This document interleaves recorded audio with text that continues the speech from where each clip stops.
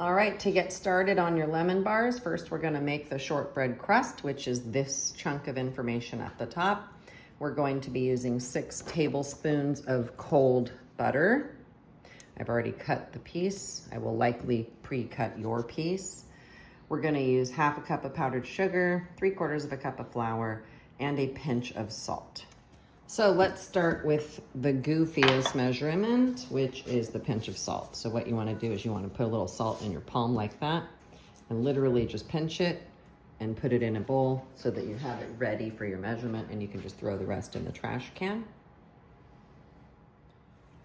Next, I would recommend measuring your powdered sugar because you can measure it, level it off, put it in a bowl, and then when you're ready to measure your flour, we need 3/4 of a cup, so you can do your 1/2 cup and your 1/4 cup, and then you'll have all your measurements like that with minimal dishes. So you have your flour, your powdered sugar, your butter, and your salt. And we are going to just put this in like this and just kind of lay it in there. The curd will touch on the sides, but other than that, it won't touch, so it won't be an issue at all. So the next thing it says to do is put all of the ingredients in a bowl.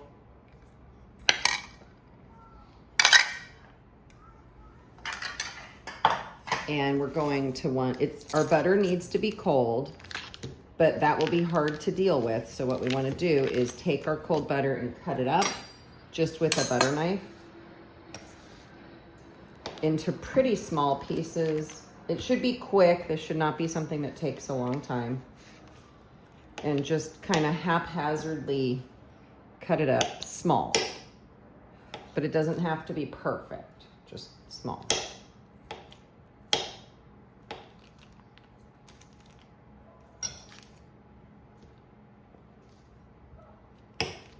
Okay, and then you're just gonna use your hands and you're gonna get in here and mix it up and pinch that butter through your fingers. It's cold, so it's not gonna be super melty. It might stick to you a little bit, but not a lot. And you could use the pastry blender if you want to, but you don't really have to. And you're just gonna go through and pinch this. This is a 1-person job. We don't need 3 people putting their hands in the bowl. That would just be a huge mess. And then it'll take you a little while to get through this job. Maybe 3 or 4 minutes. You can see I'm kind of like collecting it in my hands and pushing it through and getting any of the big pieces smashed down.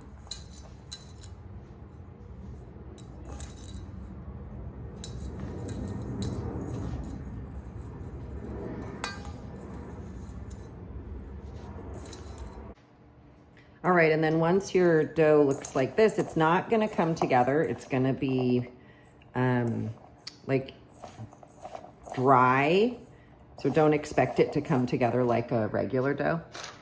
You're going to go ahead and put this into the pan. They describe this as a coarse meal. I mean, you could try to look that up as a term, but I don't think that's gonna come up as a term. But what it means is that it's big pieces that are all irregular, but please don't use that as a term. With plenty of other things to use. All right, and then you're just gonna press this in to the bottom of the pan, just the best you can. What's gonna happen is when you bake it, the butter's gonna melt. And then it will all come together like a nice little shortbread crust. Okay, so you can see it is imperfect, and that is totally fine. And now we bake for 25 minutes.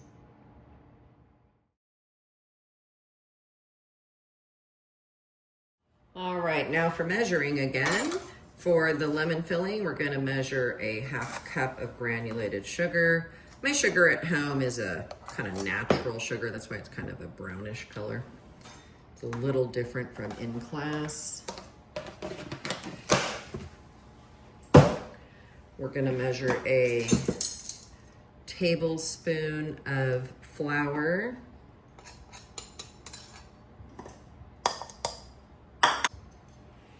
We need a 1/4 teaspoon of baking powder.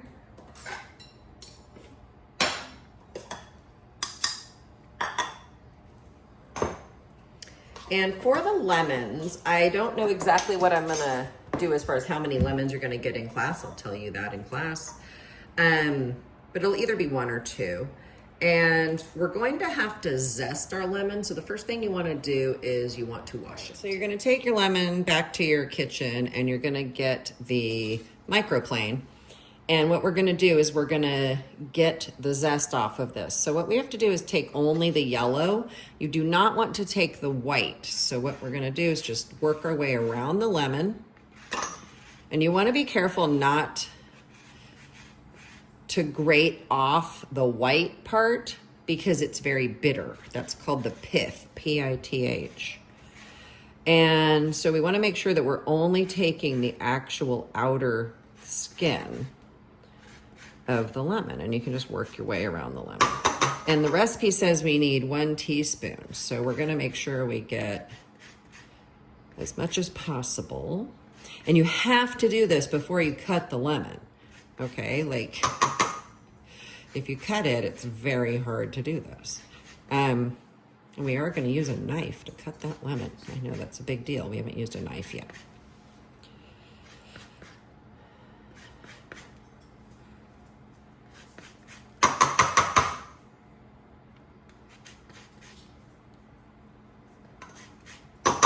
Okay, so that is more than enough, I'm sure. And you can just like get the rest of it out of here with your finger. It won't hurt you on the inside. The outside is what's sharp. And then when you wash this, make sure you rinse it under the water a lot to get all that out of there. You can see it in there. And then this, I'm sure, is a good teaspoon. Yeah, that's perfect. So like it says, you want kind of a generous, it says packed, that means you want a generous teaspoon. So now we're gonna juice the lemon. So we're gonna cut it in half on a cutting board. Okay, and then of course we're gonna wash the knife by folding the sponge over the not sharp side. Wash the handle, rinse, dry, and return it to me. And then we're gonna use the lemon juicer. And what you do in order to use these is you put it face down like that with the dome up and squeeze into your bowl. And you'll juice up front at the demonstration table. You will not take the juicer back to your kitchen. And I'll have a bowl for you to put the lemon rinds in. So don't just leave them like sitting around. Okay. And then I'd be very surprised if this wasn't 3 tablespoons. So we will measure it out. And I might just say like juice of 1 lemon, like that would be fine. 1, 2, 3. Kind of depends on the lemons and like what I can find at the store. Yeah, that looks good. Now we need 1 whole egg and then 1 yolk only. So we're gonna crack our first egg. And then I'll put the shell here. And then we need the yolk only of this egg. So what I'm gonna do is I'm gonna crack it and then I'm gonna hold the shell and let the white fall out. Okay, let the white fall out. Now there's a number of ways to do this. If you would prefer to not do that, if you would rather put your egg in a bowl and then just scoop out the yolk with a spoon, some students prefer to do that. It's totally up to you how you do it, as long as you get yolk only. In this recipe, it's not crucial that like the white is perfect and the yolk is perfect. Some recipes, if there's this much white, it's like a problem. But because this one's already a mixture, it doesn't matter that much, as long as you get most of the yolk. Now you're gonna have to find your hand mixer. It should be in drawer 3. There should be 2 beaters. One of the beaters has a thing around the outside like this and one does not. And then when you look at the mixer, it'll have 2 different size holes. So this one is bigger That's the one that this goes in, the one that has the ring around it. And then the one that goes there fits there. So they only fit in the right spot. They don't really fit in the wrong spot. And then when you turn this over, they're not falling out. If they're falling out, you did it wrong. And we are going to use this 8-cup liquid measuring cup. This is specifically the right one to use because it's designed to use the hand mixer in. It's nice and deep so that things won't splash out. And then we're gonna go ahead and put the 4 ingredients listed, the lemon juice, the lemon zest, the egg, and the sugar. And we're going to keep the hand mixer touching the bottom of the bowl the entire time. Do not lift up, okay? Do not lift up. Keep it touching the bottom the entire time. And we're gonna mix it very well until it becomes frothy for about a minute. Frothy means it has lots of bubbles on top. You can use that term up.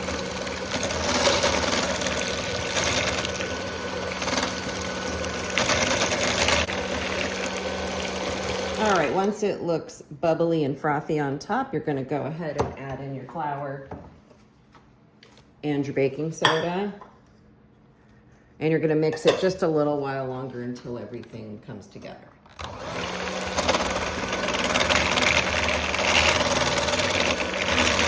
And you can get your rubber scraper in here so that you have everything off the sides. You don't wanna leave any of the ingredients stuck to the side of the bowl.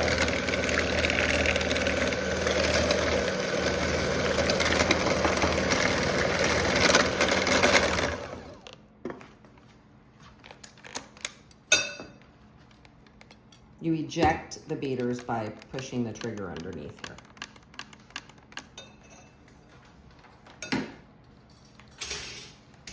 And then when you're done, make sure you unplug the hand mixer and wipe it down so it's nice and clean for the next group. If you leave it super gross, I'm sure someone will tell me about it. So wipe it down.